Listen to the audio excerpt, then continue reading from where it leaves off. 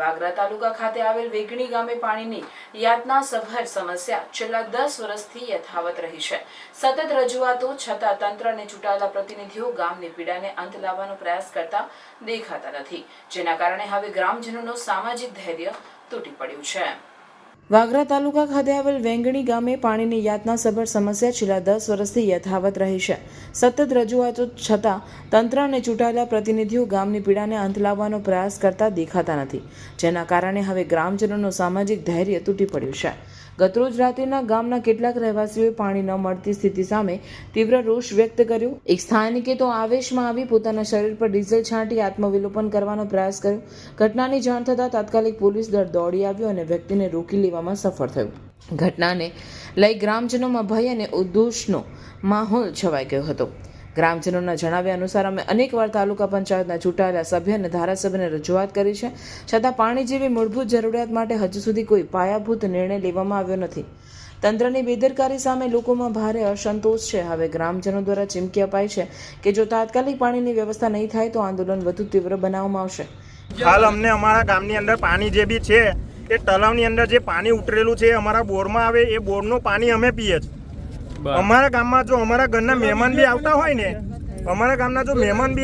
ને એ મહેમાન બી ઘરેથી પાણી લઈને આવે છે, એ પાણી બી નહીં અમારા ઘરનું પીતા। છેલ્લા કેટલા વર્ષથી સમસ્યા છે? ઘણા વર્ષોથી છે। વર્ષોથી કરીને હજુ આવ્યું જ નથી પાણી વેંગણી ગામમાં। રજૂઆત 10 વર્ષ તો મેં મારી પંચાયત મેં 5 વર્ષ મેં પંચાયતમાં કાન નાખ્યા, આ પછીના 10 વર્ષ છે।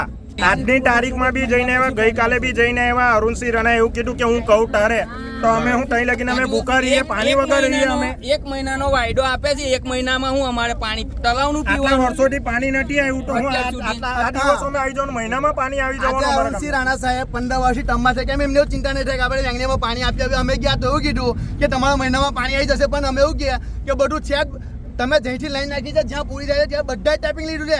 જાતે જેને કમ્પ્લેન કરી છે સાહેબ એને પણ જાતે રિલાયન્સમાં પંચિંગ કરી અને એ પણ પાણી વેચે છે, અહીંયા કેમિકલના ટેન્કરો ઢોવે છે। પણ હવે આ વસ્તુ આખું જાતિવાદ પર જતું રહ્યું છે સાહેબ, જાતિવાદ પર લઈ ગયા બરાબર, તો અમારે પાણી વગર મરી જવાનું। હવે હું મારા મીડિયા તરફથી એક સવાલ પૂછવા માંગુ છું એમએલએ સાહેબને કે જે તે અધિકારીઓને કાં તો અમને પાણી આપો, કાં તો અમને માલ નાખો બરાબર, અમે આત્મવિલોપન કરી લઈએ। અમારી પાસે આની કોઈ રસ્તો છે નહીં બરાબર। છેલ્લા 15 વર્ષથી હું સરપંચ હતો ત્યારે સોજલ તળાવની પાઇપલાઇન લખાઈ હતી, તેની એક પાઇપ નથી મળી। રૈયા ચોકડીથી વેંગણી સુધી એક પાઇપ નથી મળી। સરકારશ્રી આજે જલ છે નળની યોજના જે આપેલી છે તો તેનો તમે લાભ લીધેલો છે? ના, નથી આપ્યો, કોઈ નથી આપ્યો। પંચાયતના લેટર પેડ પર તમે બધું તમે અમે જૂના બધા રેકોર્ડ ઉઠાવીશું તો બધું જ તમને જણાવવામાં આવશે। તમે જે પાણીનો જે પ્રાણ પ્રશ્ન છે, જે જીવન જરૂરિયાત પ્રથમ જરૂરિયાત તમારી જે છે તેના માટે તમે લેખિતમાં કલેક્ટર શ્રી, જિલ્લા વિકાસ અધિકારી બધાને જ આપેલું છે, તમે આપેલ છે? બધાને જ આપેલું છે। કેટલા સમયથી આપેલ છે? એ છેલ્લા 15 વર્ષથી આપીને થાકેલા છે, ત્યારે આજે આ પ્રશ્ન આવેલો છે। જાતે આવવું પડ્યું ને જાતે ગામના બૈરા છોકરા લઈને અત્યારે જાતે રોડ પર ઉભા રહ્યા અમે। 15 વર્ષથી તમે જ્યારે આ પ્રશ્ન માટે જ્યારે ઝઝુમી રહેલા છો ત્યારે તમને સરકારશ્રી દ્વારા કોઈક લેખિતમાં જવાબ મળેલ છે? કોઈ નથી મળેલ। તો હવે આગળની રણનીતિ તમારી શું રહેશે? અત્યારે અમે પોતાના ખર્ચે લાઈન રાખીએ છીએ, બધું કરીએ છીએ। અમને ખાલી આ પંચિંગ બી થઈ ગયું છે, ખાલી હોલ ડ્રિલિંગ કરવાનું છે, મશીન બી લાવ્યા છે। લોકોના કહેવાથી ને કરવાથી લોકો ડ્રિલિંગ કરવા દેતા નથી, ઉપરથી પ્રેશર આપે છે, પોલીસ સ્ટેશનને બધે જ આપે છે। પાણીના પ્રશ્નોને લઈ સરકાર એવું લાગી રહ્યું છે કે હવે વિસ્તારના ધારાસભ્ય બી એમને હાથ ઊંચા કરી દીધેલા છે, એ કોઈ જવાબ આપવા તૈયાર નથી। વિસ્તારના ધારાસભ્યો તો હાથ અદ્ધર કરી રહ્યા છે, પ્રશાસન અને પોલીસને આગળ કરી રહી હોય અને પોલીસ દ્વારા પબ્લિકને દબાણ આપવામાં આવતું અત્યારે લાગે છે એવું, અત્યારની પરિસ્થિતિમાં હાલમાં લાગે છે એવું।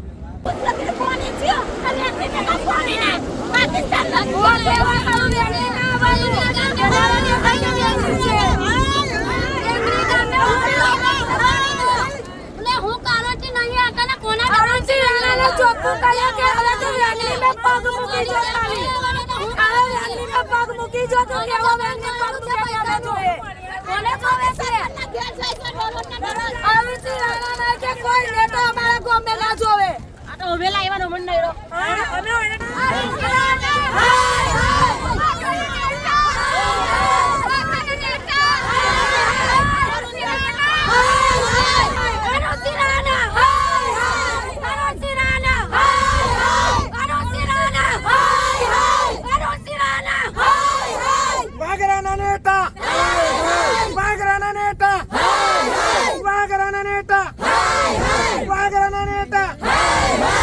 જ્યારે સર અહીંયા 1 કલાકમાં પાણી મળી શકે એવું છે તો અમે શા માટે 1 મહિના માટે રાહ જોઈએ?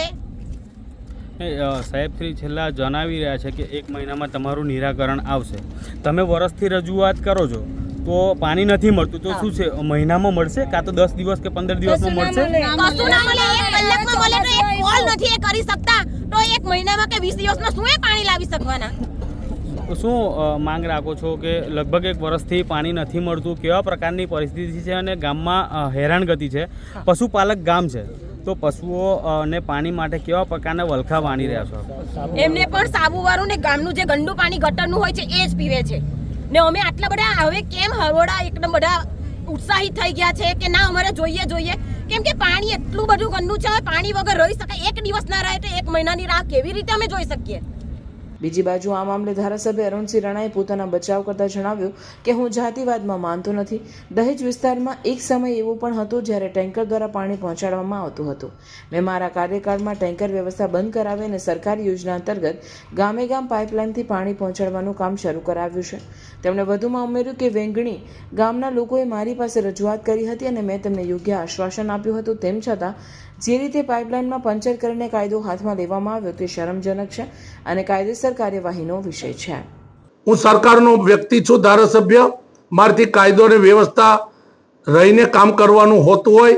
મેં એમને 1 મહિનામાં કહ્યું પણ એ તો રાતે જ પંચર કરવા પહોંચ્યા અને મને જાતિવાદી માણસ કીધો. પણ હું એમને કહું છું કે 48 વર્ષ રાજકારણના મારા પૂર્ણ થયા છે. મારી ઉંમર 68 થઈ છે. મેં ક્યારે પણ હું તાલુકા પંચાયતનો સભ્ય બન્યો, હું જિલ્લા પંચાયતનો સભ્ય બન્યો, હું ધારાસભ્ય બન્યો 3જી ટર્મ. મને તમામ સમાજના લોકો, કોઈ સમાજ એક પણ બાકી નહીં, તમામ સમાજના લોકોએ મને ધારાસભ્ય 3 ટર્મ સુધી બનાવ્યો. હું નાતીવાદી નથી, એ સમાજના તમામ લોકો જાણે છે. મારે એમની પાસે સર્ટિફિકેટ લેવાનું થતું નથી. પણ હું તો તાલુકા પંચાયતનો સભ્ય બન્યો, જિલ્લા પંચાયતનો બન્યો, ધારાસભ્ય બન્યો, બેંકનો ચેરમેન પણ બન્યો. પણ મેં મારા જીવનમાં જાતિવાદ મેં કરેલો નથી અને હું પાણી આપવા માટે પણ કટિબદ્ધ છું.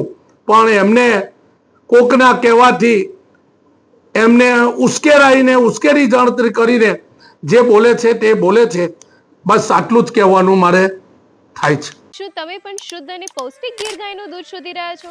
તો હવે ચિંતા છોડો. હરિઓમ ગીર ગૌશાળા આપના ઘરે લઈને આવે છે તરત પેક થયેલું પ્રિઝર્વેટિવ વગેરેનું 100% શુદ્ધ ગીર ગાયનું દૂધ. તું ભૂલો તો પડ મારા હોઠને માલપા લાગે. દૂધ દોયા બાદ તમને તરત પેકેજિંગ કરીને ઘરે પહોંચાડવામાં આવશે, એ પણ ફ્રી હોમ ડિલિવરી. ભરૂચના લોકો માટે એક વિશ્વાસનું નામ હરિઓમ ગીર ગૌશાળા. 2016 થી ભરૂચની સેવામાં અને 2016 થી એક સરખો test. Government approved pouch packaging. શક્ય બને ત્યાં સુધી ગૌશાળાની મુલાકાત લઈ દૂધ લેવા વિનંતી. તો ગીર ગાયનું પૌષ્ટિક દૂધ લેવા માટે આજે જ સંપર્ક કરો હરિઓમ ગીર ગૌશાળા, ગામ કરમાલી, કવિઠા, ભરૂચ. તમારી ખરીદી ગૌ સેવામાં અર્પણ. શુદ્ધ દૂધ, સ્વસ્થ જીવન હરિઓમ ગીર ગૌશાળા સાથે.